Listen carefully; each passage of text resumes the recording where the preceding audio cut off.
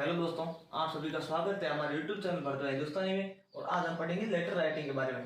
Letter writing जैसे पत्र लिखने कहते हैं, अपने क्लास आप 9th है, 10th है, 11th है, 12th है, सभी में काम आएगा। अब ये आपका 10th बोर्ड होता है, उसमें आता है 5 मार्क्स का या 5 नंबर का, और 12th में आता है आपके 4 मार्क्स का या 7 नंबर का, आप जो भी कह दो। तो आपको ये आप सिंपल इसको आराम से दो 5 में 5 या 7 में 7 नंबर पा सकते हो। तो देखिए, लेटर राइटिंग में जो लेटर होते हैं वो 2 प्रकार के होते हैं। पहला होता है आपके फॉर्मल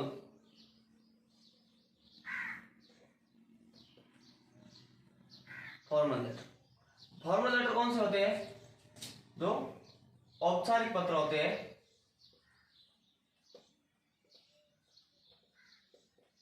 औपचारिक पत्र किनको लिखे जाते हैं? किसी कार्यालय में, बिजनेस में आदि में जो आप लिखते हो। सरकारी या अर्ध सरकारी पत्र होते हैं। जैसे आप विद्यालय में छुट्टी लाने के लिए लिख रहे हो, या फिर आप बिजनेस से कोई आइटम मंगा रहे हो उसके लिए लिख रहे हो, तो आपके फॉर्मल लेटर होता है। दूसरा होता है आपके इनफॉर्मल लेटर।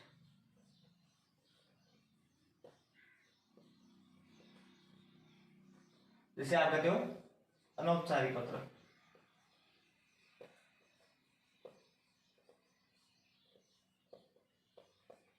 अनौपचारिक पत्र होता है जो आप किसी परिवार के सदस्य को लिखते हो। बधाई पत्र हो, या फिर आप कोई परिणाम आया है, या फिर आपने कुछ भी अचानक आ गए, आप घूमने जा रहे हो, तो उसके लिए लिखते हो। तो इसमें आपके इसको ईमेल टाइप में भी लिखा जा सकता है। जो फॉर्मल लेटर है उसको आप ईमेल टाइप में भी लिखा जा सकता है। और इसको है आप सिर्फ इनफॉर्मल को अनौपचारिक रूप में वही लिखते हो। और ये आपके जो है 10th में आता है, और ये जो आपके सभी क्लास में आता है। ये तो 9th और 10th में काम आएगा, ये 10th में भी आएगा, 9th में भी आएगा, 11th और 12th में भी काम आएगा। तो ये बहुत इंपॉर्टेंट है। और हाँ, वीडियो थोड़ा बड़ा जरूर बनेगा क्योंकि लेटर राइटिंग है, इसको हम गहराई से समझेंगे। लेकिन इसमें आप यदि आप पढ़ोगे पूरा, तो आप पूरा देखोगे तो आपको आसानी से समझ में आ जाएगा। फिर आपको कहीं और जाकर लेटर राइटिंग पढ़ने की आवश्यकता नहीं पड़ेगी। तो ये जो फॉर्मल लेटर है, औपचारिक पत्र, इसके बारे में हम अध्ययन कर रहे हैं अभी। तो ये जो है 10th में आता है, 12th में आता है, आपको मैंने पहले बता दिया है। तो ये जो अभी है 12th में स्पेशल आता है, उसमें इसके अलावा 12th में कुछ नहीं आता है। और 10th में एक ये आएगा, एक इनफॉर्मल, और 12th में एक ये आएगा। मतलब इसके 4 पार्ट में कोई 2 आएंगे, उसमें से एक करना होता है। तो इसमें इसके 4 पार्ट होते हैं। पहला होता है बिजनेस लेटर, जैसे व्यवसाय पत्र, जिसमें आप कोई बिजनेस कर रहे हो, दुकान से कोई वस्तु खरीदनी है, या किसी वस्तु का मूल्य जानना है, या कोई वस्तु आपको मंगानी है, उसके लिए। दूसरा होता है ऑफिशियल लेटर, यानी कार्यालय पत्र। किसी भी ऑफिस को, गवर्नमेंट ऑफिस हो, सरकारी या अर्ध सरकारी, जो भी ऑफिस होती है, उन ऑफिसों में लिखते हो पत्र, वो आपके कार्यालय पत्र होता है।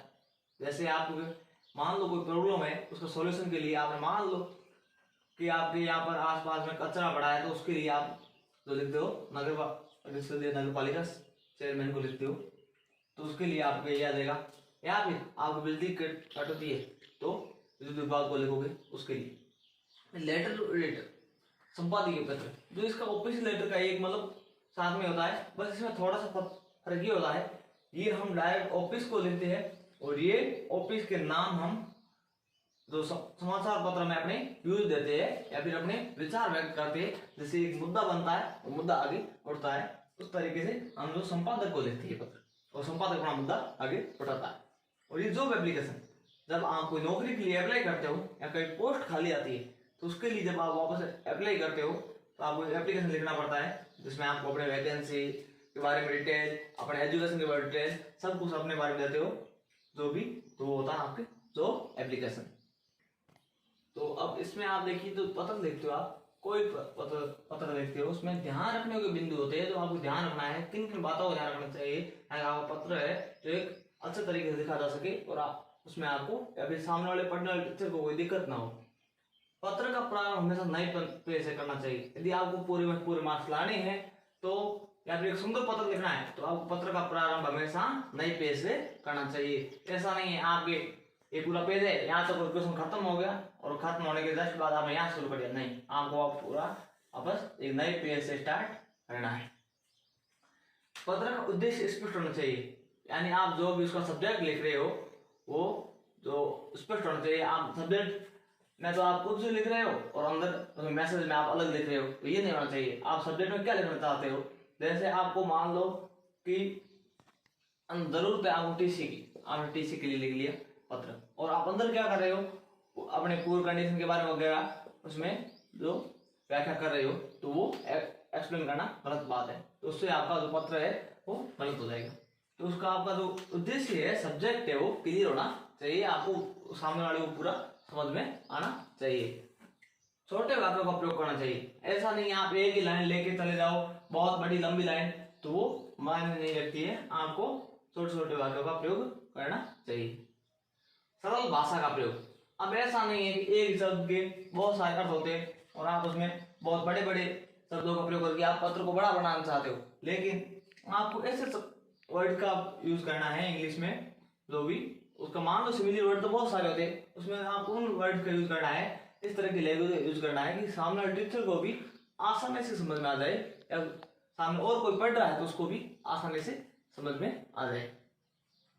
फिर इमोशनल है, भावुक नहीं बनना चाहिए। आपको वहां ऐसा नहीं है सर ऐसे है मैं ऐसे हूँ या फिर हमारी ये कंडीशन है, इस तरीके से आपको वहां पर इमोशनल नहीं बनना है। आपको रियल चीज है वो सामने वाले को बताना है, रियल कमी है या फिर जो आपको पूछा गया, आपको जो उद्देश्य है इसमें कहा था ना कि जो आपका सब्जेक्ट है उसी हिसाब से आपको लिखना है, ना कि वहां पर आपकी भावुकता व्यक्त करनी है। यू या यू डिडंट या यू डिड नॉट का यूज नहीं करना चाहिए। आपको जहां तक हो सके संभव है एक यू का एक यू डिड नॉट का प्रयोग नहीं करना चाहिए, क्योंकि आप सामने वाले को स्पष्ट नहीं, आप पूरे डिपार्टमेंट को पत्र लिख रहे हो, ऑफिस को लिख रहे हो, ना कि किसी पर्सनल व्यक्ति को लिख रहे हो।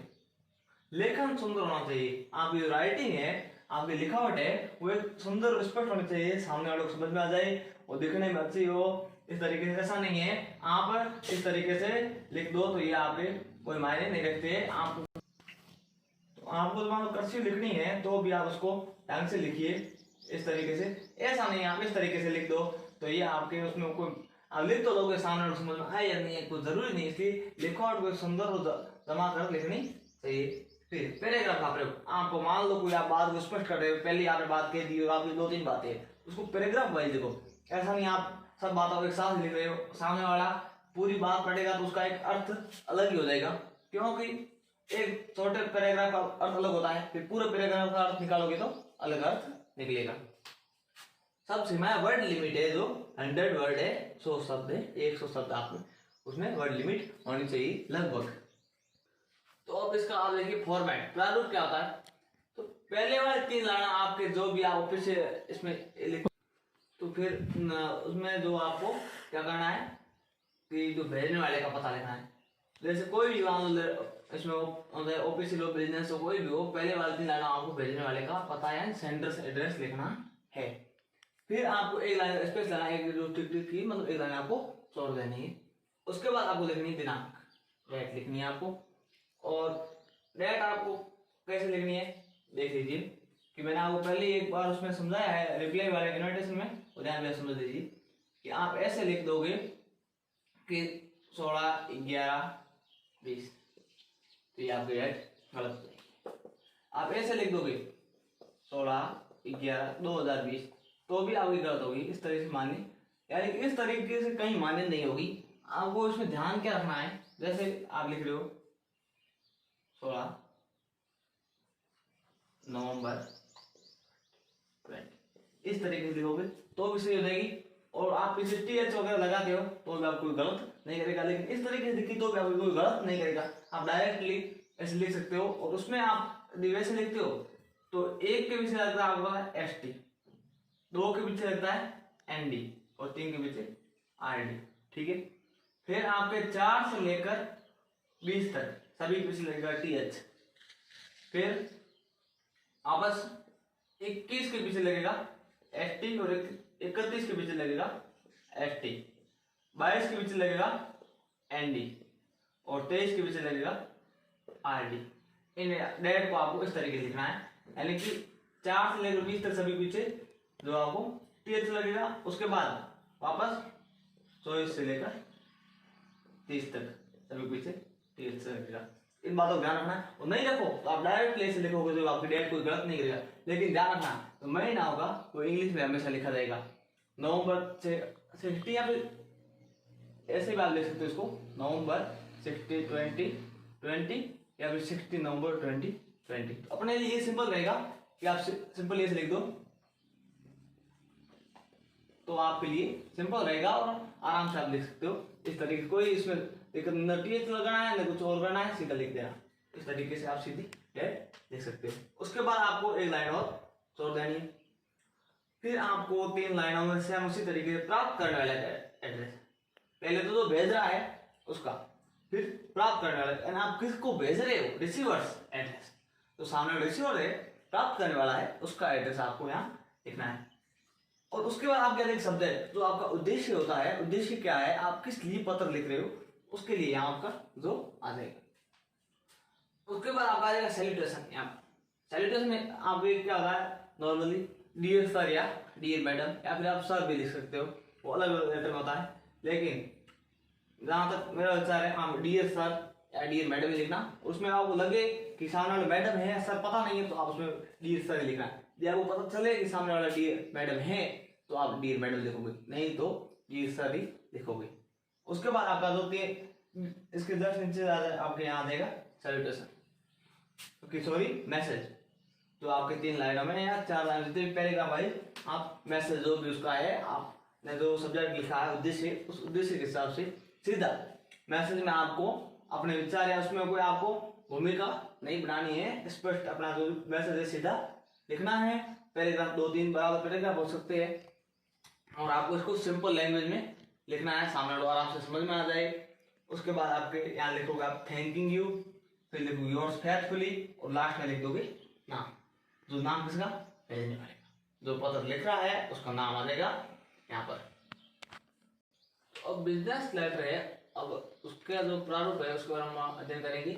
उसमें फर्स्ट प्रारूप होता है प्लेसिंग ऑर्डर या गुड सप्लाई। याद है बिजनेस लेटर में कोई भी वस्तु है उसका आप ऑर्डर दे रहे हो या मंगवा रहे हो, या फिर उसको कोई सप्लाई कर रहे हो वस्तु की, उसकी कहीं से वस्तु मंगाना है फिर उसकी सप्लाई करना, तो ये आप किसमें आता है, बिजनेस लेटर में। इसमें भी सेम तरीके से पहले वाले 3 लाइनों में भेजने वाले का एड्रेस, जो कोई वस्तु मंगा रहा है भेज रहा है उसके लिए, फिर आपके एक लाइन छोड़ देनी, फिर आपकी दिनांक आ जाएगी सेम जैसा पहले समझाया था उस तरीके से। उसके बाद एक लाइन छोड़ के प्राप्त करने वाले का एड्रेस, जो आपने पहले पढ़ लिया। फिर आपके सब्जेक्ट, अब सब्जेक्ट में क्या करना, सप्लाई ऑफ, इतना तो आपकी कॉमन रहेगा। तो सप्लाई किस चीज की करनी है, वस्तु का नाम आपके यहाँ पर आ जाएगा।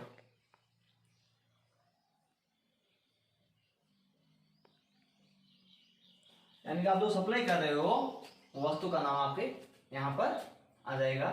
या फिर आप वस्तु, वैसे ऐसा नहीं एक वस्तु, अब किस आइटम की, किस तरीके की वस्तु की, वो सारी वस्तुएं इसमें आ जाएगी। जैसे आप स्पोर्ट्स की है तो सप्लाई ऑफ स्पोर्ट्स आइटम, जो भी हो इस तरीके से। तो उसके बाद आपको लिखना है डियर सर, सैल्यूटेशन में आता है डियर सर। उसके बाद जो आपका मैसेज है उसमें आएगा आपके we request you to supply us, यानी कि हम आपसे जो है अनुरोध करते हैं कि सप्लाई करनी है या हमें जो वितरण करना है, अस यानी हमें द फॉलोइंग आता है निम्नलिखित, नीचे जो लिखे हुए आइटम्स यानी वस्तुएं एज पर योर रूल्स, यानी आपके नियमानुसार, एंड रेट्स, आपके जो उसकी वस्तु की कीमत है मूल्य उसके अनुसार, बाय ट्रांसपोर्ट क्या होता है, जो वस्तु है इधर से उधर लाने का जो काम होता है, या फिर आप ट्रेन के द्वारा या बस के द्वारा या फिर कुरियर, जो सामान ढोने वाला है, संदेशवाहक कहते हैं जिसे, उसके द्वारा जो भेजने की कृपा करें। अब वस्तु है, इतना लिखने के बाद आपको वस्तुओं के बारे में जानकारी देनी, कौन कौन सी वस्तु आप मंगवा रहे हो। तो पहले आएगा सीरियल नंबर, उसके बाद आपके आइटम, क्या आइटम है, क्या कौन सी वस्तु है, उसके बाद आपकी क्वालिटी, यानी कौन सी कंपनी का आप मंगवाना चाहते हो, उसके बाद क्वांटिटी, यानी कि आप कितने मंगवाना चाहते हो।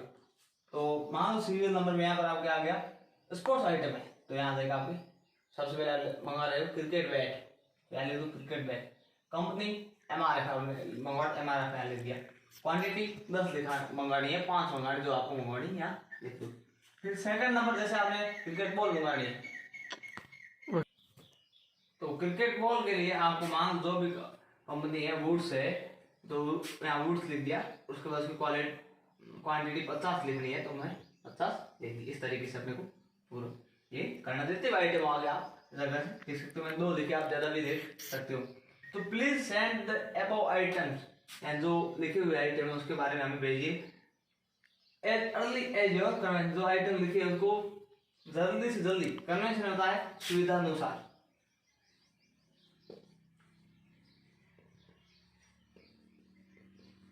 तो जो आपके अर्ली एंड जल्दी, तो जल्दी और एज योर कन्वेंशन, आपकी सुविधा के अनुसार जल्दी से जल्दी भेजने की तो कृपा करें।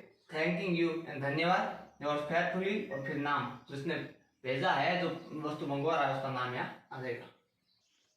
तो अब इसका प्रारूप सेकंड देखिए, फॉर इंक्वायरी, यानी पूछताछ या जानकारी के लिए।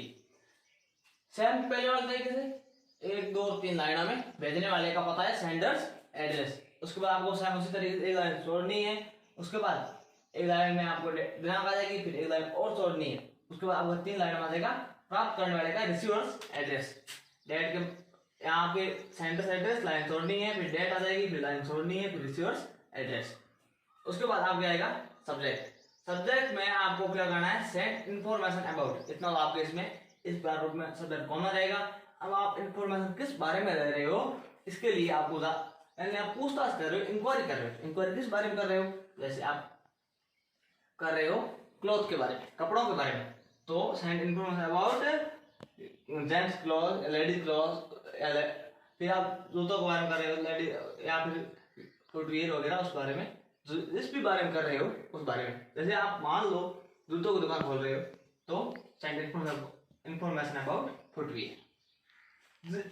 और भी जो आपको चीज खरीदनी है या फिर आप जिस बारे में जानकारी चाहते हो उसका नाम यहाँ पर आ जाएगा। फिर डियर सर, उसके बाद we have open a new showroom, यानी हम एक क्या खोला है, नया शोरूम खोया, प्रदर्शनी की दुकान। शोरूम का हिंदी अर्थात प्रदर्शनी की दुकान से हम सामान्य भाषा में या सामान्य तौर पर तो शोरूम ही बोलते हैं। We have interested in dealing, dealing क्या होता है, व्यवहार या लेन देन, जो आप कोई व्यवहार करते हो, लेन देन करते हो।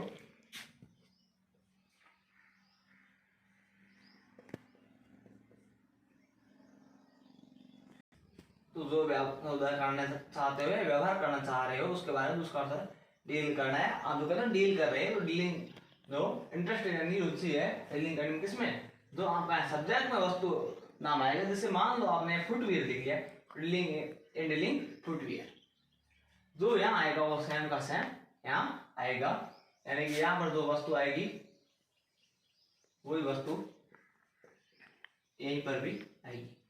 उसके बाद we also want to know the rates, and rates क्या कहता है, हम also want यानी कि हम भी जानना चाहते हैं, the rates यानी कि नाम जानना, want यानी चाहते, rates यानी कहता मूल्य, और डिस्काउंट, डिस्काउंट यानी कहता है छूट, जो आप छूट देते हो। डिलीवरी यानी कहता है वितरण या सुपुर्दगी, डिलीवरी यानी कहता है वितरण, आपको वितरण करते हो या सुपुर्दगी करते हो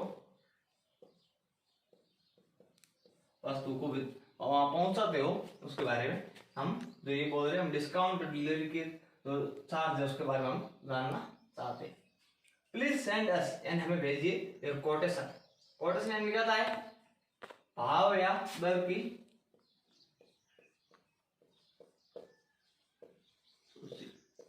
सूची या लिस्ट जो होती है, आपको रेट की जो लिस्ट है वो लिस्ट का होते हैं, जो कोटेशन होता है। अबाउट रेंज, रेंज यानी क्या होता है, किस तरह का है, किस रेंज का है, तो उसका रेंज यानी किस श्रेणी का है, रेंज यानी क्या है श्रेणी।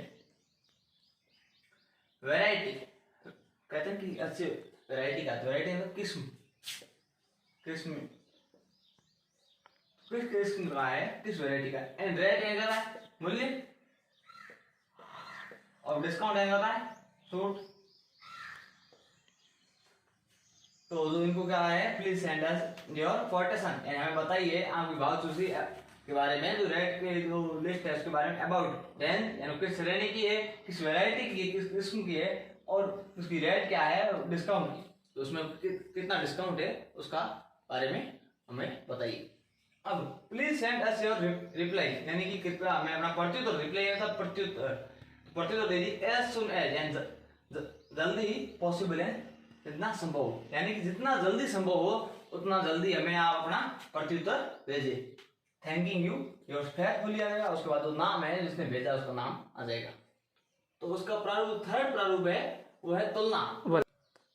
तो तुलना आप करते हो उसके बारे में आपको जानना है। तो आपको पता ही है जो भेजने वाला एड्रेस है, एक लाइन छोड़नी है, फिर दिनांक है, फिर प्राप्त करने वाले का एड्रेस है, ये तो आपको पहले से पता है। फिर आप क्या देगी सब्जेक्ट, सेंड इन्फॉर्मेशन अबाउट, और जो वस्तु है वस्तु का नाम यहाँ आ जाएगा। अब किस वस्तु के बारे में, किसके बारे में इंफॉर्मेशन जानना चाहते हो, आपने पिछले वाले पढ़ा वैसा का वैसा। फिर आप आएगा डियर सर। उसके बाद we have open a new showroom, and हमने एक नई जो प्रदर्शनी की दुकान या नया शोरूम खोला है। We also want to know the rate discount, यानी कि हम जो क्या है हम भी जानना चाहते हैं रेट के बारे में और डिस्काउंट के बारे में जानना चाहते हैं। प्लीज सेंड अस, यानी कृपया हमें भेजिए कोटेशन एंड भाव की लिस्ट है, रेट की लिस्ट है वो, या भाव सूची अबाउट रेंज, किस श्रेणी की है आपका आइटम, उसकी वैरायटी किस किस्म क्या है, एंड रेट ऑफ डिस्काउंट, और उसकी जो डिस्काउंट की रेट क्या है वो बताइए। Please send us your reply as soon as, यानी अपना जो प्रत्युत्तर हमें जल्दी से जल्दी भेजे। थैंकिंग यू, और उसके बाद योर फेथफुली, और बाद में भेजने वाले का नाम। तो इसका प्रारूप 4 नंबर है, उसमें कंप्लेंट्स या रिप्लेक्स के बारे में आपको शिकायत करनी है या फिर कोई वस्तु वापस मंगवानी है उसके बारे में। तो उसमें भी जब खराब होने पर, खराब होता तो रिप्लेस, कोई वस्तु आपने खरीदी है, खरीदने के बाद वो खराब हो गई है तो रिप्लेस। तो आपको सेम उसी तरीके से ये एड्रेस, दिनांक और प्राप्त करना, भेजने वाले एड्रेस वगैरह लिखना है। उसके बाद आपको सब्जेक्ट, सब्जेक्ट में आप क्या है रिप्लेस ऑफ डिफेक्टिव, डिफेक्टिव होता है खराब, रिप्लेस होता है तो चेंज करनी है, बदलनी। तो और उसके बाद आ जाएगा वस्तु का नाम, यानी जैसे मान लो टीवी है तो रिप्लेस ऑफ डिफेक्टिव टीवी, यानी कि जो खराब हुई टीवी को, दूरदर्शन को बदलना है। फिर dear sir I regret to inform you, यानी मुझे खेद जताते हुए मैं आपको सूचित कर रहा हूँ दैट कि लास्ट मंथ या लास्ट वीक या पिछले महीने या पिछले सप्ताह या जो भी हो, आप मंथ लिखो वीक लिखो, जो भी आपको मर्जी है उस क्वेश्चन में आपको दिया भी हो सकता है। आई बॉट ए, और वस्तु का नाम जो मान लो टीवी है, TV I bought A TV, यानी मैंने एक टीवी खरीदी है, जो वस्तु है वो वस्तु खरीदी, यहाँ पर वस्तु का नाम आएगा, यहाँ पर भी वस्तु का नाम आएगा, बाकी कोई फर्क नहीं। फ्रॉम ए फर्म या शॉप, अब वहाँ फर्म लिखा है क्वेश्चन में, फर्म लिख दो, शॉप लिखा तो शॉप, दोनों में से कोई एक लिखना है।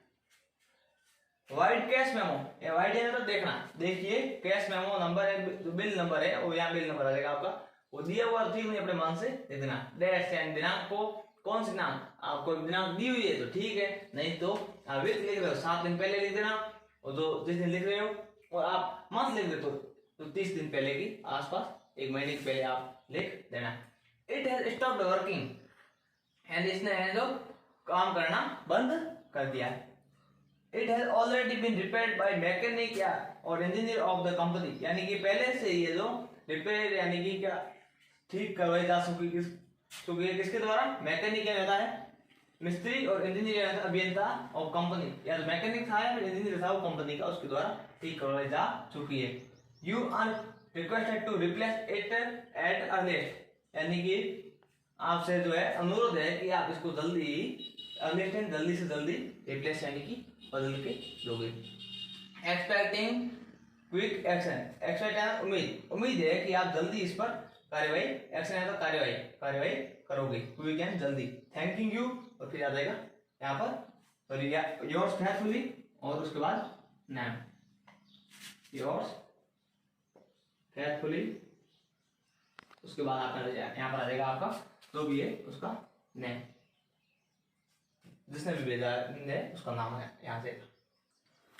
तो जो कंप्लेंट रिप्लेसमेंट जो पहले था खराब ना होना, और खराब होने में, इसमें भी भेजने वाले का पता है, दिनांक है, और प्राप्त करते का एड्रेस सब उसी तरीके से लिखना है। फिर सब्जेक्ट में complaint against supply of defective, और उसके बाद वस्तु का नाम, यानी कि वो कंप्लेंट करनी, शिकायत करनी अगेंस्ट के विरुद्ध सप्लाई ऑफ डिफेक्टिव, यानी जो सप्लाई हुई है, आपूर्ति हुई है, डिफेक्टिव यानी कि खराब वस्तु का नाम, जैसे मान लो कोई खराब वस्तु की आपको आपूर्ति हुई है, उसके बारे में आपको कंप्लेंट करनी है, शिकायत करनी है। यानी मान लो आपने टीवी खरीदी हो, खराब है, आपने खरीदी है, आपके पास आती खराब ही थी, आपने चलाते हो स्टार्ट नहीं है, शुरू नहीं हुई, तो आपको उसके बारे में शिकायत करनी है। तो लिखोगे डियर सर, उसके बाद यहाँ आ जाएगा रेफरेंस नंबर, यानी उसका जो बिल नंबर है या फिर जो भी है यहाँ पर सबसे पहले यहाँ लिख दोगे। उसके बाद we are sorry to share that we have received defective, यानी हमें ये बताते हुए खेद हो रहा है कि हमने प्राप्त किया है डिफेक्टिव, खराब वस्तु। मान लो यहाँ पर वॉशिंग मशीन है, वॉशिंग मशीन टीवी हमने जो खराब, मान लो वॉशिंग मशीन है तो हमने खराब वॉशिंग मशीन प्राप्त की है, उसके खिलाफ अगेंस्ट यानी उसके विरुद्ध अबाउट साइटेड ऑर्डर, यानी कि अबाउट साइट में क्या उपयुक्त ऊपर लिखा हुआ जो है अधोलिखित ऑर्डर जो उसका विवरण दिया हुआ है, अबाउ यानी ऊपर जो भी ऑर्डर का जो विवरण दिया है उसके खिलाफ हम जो कंप्लेन कर रहे हैं। Please send the fresh supply, कृपया हमें जो है एक ताजा आपूर्ति प्रदान करें विद इन ए वीक, एक सप्ताह के अंदर अंदर, एंड ऑब्लाइज आपकी बड़ी कृपा होगी। तो थैंकिंग यू योर फेयरफुली और फिर आ जाएगा नाम। तो अब सेकंड है जो उसका ऑफिस लेटर, पहला था बिजनेस और सेकंड है ऑफिशियल यानी कार्यालय पत्र। आप किसी कार्यालय को पत्र लिख रहे हो तो अब इसमें भी सेम तरीके से भेजने वाले का पता देना और प्राप्त करने वाले का पता सेम वही तरीका रहेगा, बस थोड़ा थोड़ा चेंजेस होते रहे हैं, आपको इसलिए अलग से बता रहा हूँ, बाकी कोई फर्क नहीं होता है। सब्जेक्ट इसमें जो है वो आपके दृष्टि आ जाएगी। उसके बाद आएगा यहाँ पर डियर सर, फिर आपको लिखना है I would like to draw your kind attention that, इतनी लाइन तो आपके ऑफिस लेटर कोई भी लिखो कॉमन रहेगी। उसके बाद जो भी आपका पूरा मैसेज है वो आपको अपने मन से क्वेश्चन के अनुसार लिखना पड़ेगा या फिर सब्जेक्ट के अनुसार लिखना पड़ेगा। सब्जेक्ट जो भी लिखोगे वो आपको क्लियर होना चाहिए, और सब या आपको आगे समझ नहीं आ रहा है तो आपको जो यहाँ पे सब्जेक्ट हो यहाँ आप लिख सकते हो। उसके बाद आपके यहाँ लास्ट में आप एंडिंग के बाद करोगे थैंकिंग यू, धन्यवाद करोगे। उसके बाद योर्स फेयरफुली, और उसके बाद जो भी नाम आपको क्वेश्चन पेपर में दिया है या फिर आपको याद है या खुद का या कोई और भी नाम लिख देना। अब 3 नंबर है लेटर टू एडिटर, यानी संपादकीय पत्र, यानी कि संपादक को समाचार पत्र को लिखने के लिए 3 लाइनों में भेजने वाले पता, फिर दिनांक, फिर प्राप्तकर्ता का पता। प्राप्त कौन करेगा तो कोई जो आपका एडिटर होगा वो प्राप्त करेगा। यहाँ पर आपके एड्रेस शुरू होगा तो एडिटर से शुरू होगा। उसके बाद आपकी सब्जेक्ट आएगी, उसके बाद डियर सर, फिर डियर सर लिखो है आप सर लिखो तो भी बेहतर रहेगा, इसमें कोई फर्क नहीं पड़ता है। ऑफिशियल लेटर और लेटर टू एडिटर में सर लिखो तो भी कोई फर्क नहीं पड़ता, लेकिन डियर सर आपको बिजनेस लेटर में लिखना बहुत जरूरी होता है, और इसमें आप डियर सर या सर लिखो कोई फर्क नहीं पड़ता है। Through the esteemed columns of your newspaper, यानी कि आपके सम्मानित समाचार पत्र के माध्यम से, थ्रो के माध्यम से, एस्टीम्ड है सम्मानित, तो सम्मानित न्यूज़पेपर के सम्मानित न्यूज़पेपर के माध्यम से I would like to draw your kind attention, यानी कि आपके सम्मानित समाचार पत्र उसके माध्यम से मैं अपना आपका ध्यान से दिलाना चाहता हूँ कि, उसके बाद यहाँ दैट लिख देना कि, उसके बाद जो आपका टॉपिक है या तो भी आगे जिस बारे में आप कह रहे हो वो यहाँ आ जाएगा। उसके बाद आप पूरा मैसेज यहाँ आप लिख दोगे, और जब पूरा मैसेज पूरा हो जाए यानी आपने जो पूरा ध्यान दिलाना पूरा दिला दिया है, उसके बाद लास्ट में लिखोगे थैंकिंग यू, किसका धन्यवाद करोगे समाचार पत्र वाले जिसने आपको ये यूज वहां दिए। उसके बाद योर्स ट्रूली, ट्रूली क्यों आएगा क्योंकि आप ऑफिस में लिखते हो तो फेथफुली आता है, विश्वास पात्र है, यहाँ पर आपको ट्रूली आएगा। समाचार एडिटर को लिखते हो तो यहाँ पर क्या आएगा ट्रूली, उसके बाद यहाँ पर नाम आ जाएगा, तो यहाँ पर आपने लिखा था आपका नाम आ जाएगा। तो अब होगा 4 नंबर जॉब एप्लीकेशन है, नौकरी के लिए प्रार्थना पत्र। सेम उसी तरीके से 3 लाइन भेजने वाले का पता या सेंडर्स एड्रेस, फिर 1 लाइन छोड़नी, फिर दिनांक, फिर आपको 1 लाइन छोड़नी, फिर प्राप्त करने वाला पता, ये सेम रहेगा प्रोसेस। उसको सब्जेक्ट आएगी वो देखिए एप्लीकेशन फॉर द पोस्ट, आपने क्या लिखा है एप्लीकेशन फॉर द पोस्ट, और जिस पद के लिए आप अप्लाई कर रहे हो, मैथमेटिक्स टीचर है, इंग्लिश टीचर है, या कोई लेक्चरर है, या कंप्यूटर टीचर, जो भी पद है उस पद का नाम यहाँ आ जाएगा। जैसे मान लो इंग्लिश टीचर है या application for the post of English teacher, बस इतना फर्क, बाकी आपकी सब्जेक्ट हर जॉब एप्लीकेशन में इतना सेम रहेगा। या पद का नाम आपको यहाँ लिखना तो आपको क्वेश्चन पेपर में ये वो होगा। फिर डियर सर लिखो या सर लिखो, उससे कोई फर्क नहीं पड़ता। I have come to know with reference to your advertisement in, और उसके बाद आ जाएगा समाचार पत्र का नाम, जिस भी न्यूज़पेपर में नाम आया है, जो न्यूज़पेपर मान लो दैनिक भास्कर आएगा, टाइम्स ऑफ इंडिया आएगा, जो भी न्यूज़पेपर उसका नाम यहाँ आ जाएगा। डेट ऑन एंड डेट जो दिनांक है, दिनांक यहाँ आ जाएगी, जिस दिनांक को एडवर्टाइजमेंट आया था, फॉर द पोस्ट ऑफ, और जो पद यहाँ लिखा हो स्वयं पद यहाँ आ जाएगा। यानी कि मान लो इंग्लिश का टीचर उसके लिए आया है, और वो भी आपके आया है 13 जुलाई को एडवर्टाइजमेंट आया है वो आया टाइम्स ऑफ इंडिया में। मान लो यहाँ टाइम्स ऑफ इंडिया लिख दोगे, यहाँ पर 13 जुलाई लिख दोगे और यहाँ पर लिख दोगे इंग्लिश टीचर। तो आपका क्या हो जाएगा इसका मीन्स कि जो आपका मैं पूर्ण रेफरेंस या संदर्भ या संख्या उसमें जिसमें जिक्र किया हो एडवर्टाइजमेंट साथ में लगा के लाया हूँ। जो समाचार पत्र टाइम्स ऑफ इंडिया में आपका 13 जुलाई को आया था और उसमें किसके लिए पोस्ट थी, इंग्लिश टीचर के लिए। इसी तरीके से आप बस इतना इन 3 चीजों का चेंज करना है, बाकी आपके सेम रहेगा। फिर I beg to offer myself, मैं खुद को स्वयं को पेश करता हूँ एज ए कैंडिडेट, यानी कि एक कैंडिडेट के तौर पर, अभ्यर्थी के तौर पर, फॉर द सेम जिस पोस्ट के लिए आप एडवर्टाइजमेंट लगाया था, तो एडवर्टाइजमेंट आपका आया था उस पोस्ट के लिए, उसी सेम पोस्ट के लिए मैं स्वयं को पेश करता हूँ। I beg to submit, I beg to submit, यानी कि मैं प्रस्तुत करता हूं द फॉलोइंग पर्टिकुलर विवरण, फॉलोइंग यानी निम्नलिखित विवरण about my qualification and experience, यानी कि नीचे है जो मेरी क्वालिफिकेशन यानी क्या है,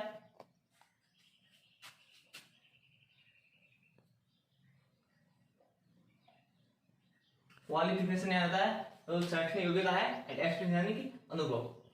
तो क्वालिफिकेशन यानी कि शैक्षणिक योग्यता और एक्सपीरियंस यानी कि अनुभव के बारे में जो अपना विवरण प्रस्तुत करता हूं। इफ गिवन एन अपॉर्चुनिटी, यानी कि कोई भी आप मुझे अपॉर्चुनिटी है मौका, to serve under your kind control, यानी कि जिस प्रकार का नियम है उसके नियंत्रण में मुझे एक सेवा का मौका दीजिए, सर्वजनता सेवा। आई एश्योर, मैं आपको आई एश्योर यू दैट, यानी मैं आपको विश्वास दिलाता हूं कि I will leave no stone unturn to satisfy you with my work and behaviour, यानी कि मैं मेरे काम और व्यवहार से आपको संतुष्ट करने में नो स्टोन अनटर्न कोई कसर नहीं छोड़ूंगा। थैंकिंग यू योर फेयरफुली और नहीं। तो जॉब एप्लीकेशन में आपके जब आप पूरा लिखते हो तो उसके बाद आपको अपना विवरण भी प्रस्तुत करना पड़ता है, जिसके जैसे आप रिज्यूम बोलते हो या सीवी या बायोडाटा कुछ भी बोल सकते हो, तो उसमें आपका नाम आएगा। जैसे ही आप पूरा लिखो उसके नीचे आपका दर्ज क्या आपके मान लो एक पेज में नहीं आ तो ये आपके 2 पेज में हो सकता है, अगले पेज में बाकी जो लेटर है उसको एक पेज में लिखने की कोशिश करें, और इसमें है तो ये दूसरे पेज में आएगा। तो दूसरे पेज में क्या लिखोगे, उसके नीचे से जस्ट नीचे आपको स्टार्ट करना है रिज्यूम या सीवी या बायोडाटा। नाम, नेम कौन सा वही नेम आएगा जो आपने उसमें लेटर में एंडिंग में लिखा था, वो सेम नेम यहाँ आएगा। वो नेम आपको लगभग उसमें जो क्वेश्चन पेपर में दिया हुआ होगा। फिर फादर्स नेम दिया ठीक है, नहीं तो कोई भी लिख दो। एड्रेस, उसमें जो आपने अपना एड्रेस जो लिखा था भेजने वाले का वो सेम एड्रेस यहाँ लिखना है। डेट ऑफ बर्थ, जो उसी हिसाब से जो पोस्ट है उसमें जिस एज के हिसाब से एक्सपीरियंस के हिसाब से आप लिखना है। ऐसा नहीं कि आप वहाँ आपको फर्स्ट ग्रेड की पोस्ट मांग रहे हैं तो आपके पास डिग्रियां मांगेंगे डिग्रियों के हिसाब से, और आप वहाँ उम्र अपने हिसाब इस हिसाब से लिख रहे हो कि आपकी उम्र 20-22 साल हो रही है और उस डिग्री के हिसाब से आपकी उम्र 25-30 साल हो रही है। ऐसा मत होने देना। आपको क्या करना है कि मान लो कि सेकंड ग्रेड दे रहा है तो आपके 22-23 साल ठीक है, और फर्स्ट ग्रेड का बोला है तो आप देखिए बीए या कोई भी आप ग्रेजुएशन करो 3 साल की, एमए वगैरह 2 साल की, बीएड 2 साल की, तो ये 7 साल ये हो गए, 12 साल 19, इस तरीके से 19, 5, 24, 25 साल, इस तरीके से आप एज का तो हिसाब लगा के देखना। उसके बाद सेक्स जो आपका लेंगे वो क्या है, मेल या फीमेल, जो भी आप मेल पुरुष है तो लड़का लड़की, जो लड़का है तो मेल लगाएगा, लड़की है तो फीमेल। नेशनलिटी, आपकी नागरिकता कहाँ की है, तो आपकी राष्ट्रीयता कहाँ की, तो आप भारत की हो तो इंडियन, और कहीं की हो तो और किसी देश की। मैरिटल स्टेट, आप शादी का स्थिति क्या है, आप शादीशुदा हो या फिर अनमैरिड, अविवाहित हो या तो विवाहित हो तो मैरिड, और अविवाहित हो तो अनमैरिड।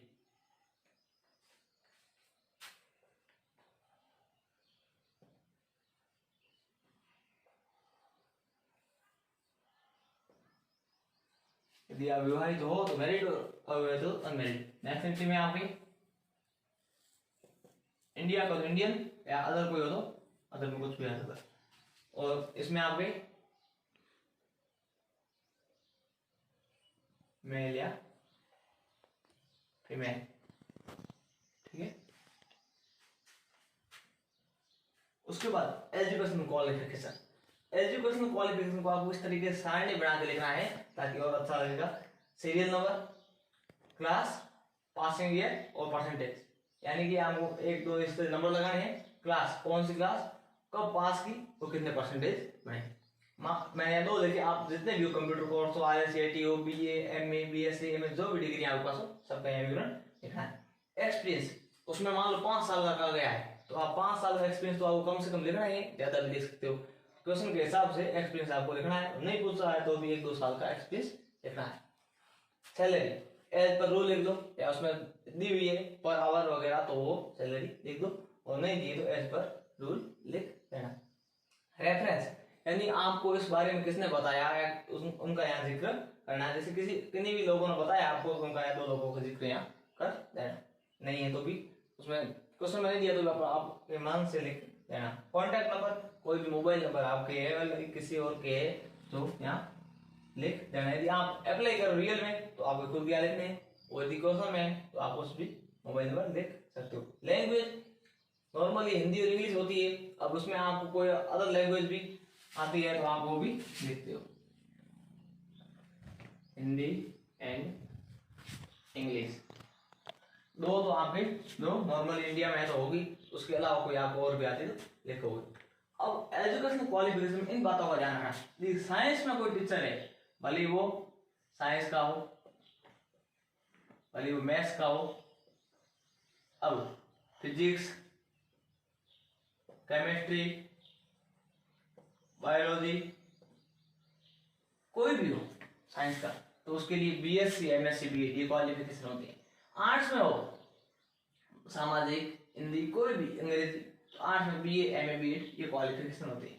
कॉमर्स में हो तो कोई भी कॉमर्स के सब्जेक्ट टीचर बन रहा है तो BCom, MCom, BEd ये होती है। LDC का हो तो मान लो LDC या UDC की रिपोर्ट आ गई, यानी कि अपर लोअर डिवीजन क्लर्क और अपर डिवीजन क्लर्क, यानी कि जो बाबू होता है उसके लिए कनिष्ठ लिपिक और वरिष्ठ लिपिक, उसके लिए पोस्ट आ गई तो RCT, PGDCA, BCA, MCA, O level और भी बहुत सारे कोर्स है। ये नॉर्मली कोर्स लिखे हो जो आपको पढ़ा नहीं हो तो आप लिख सकते हो। इसके अलावा और भी कई डिग्रियां होती है जिसके लिए आप कर सकते हो, जैसे इसमें BEd को MAd भी होती है। इस तरीके से आप ध्यान रखना, नेट वगैरह जो भी हो तो डिग्री को थोड़ा ध्यान रखना। तो वीडियो यदि आपको पसंद आए तो उसको लाइक करें, शेयर करें, चैनल को सब्सक्राइब करें, और उम्मीद है कि वीडियो अच्छा भी लगा होगा, तो इसके लिए आपको धन्यवाद। तो बाकी वाली वीडियो अपलोड की है उनकी प्लेलिस्ट पड़ी है, आप प्लेलिस्ट जाके सारे वीडियो देख सकते हो, और उसमें आपको आराम से समझाया गया, आराम से समझ आ जाएगा। धन्यवाद।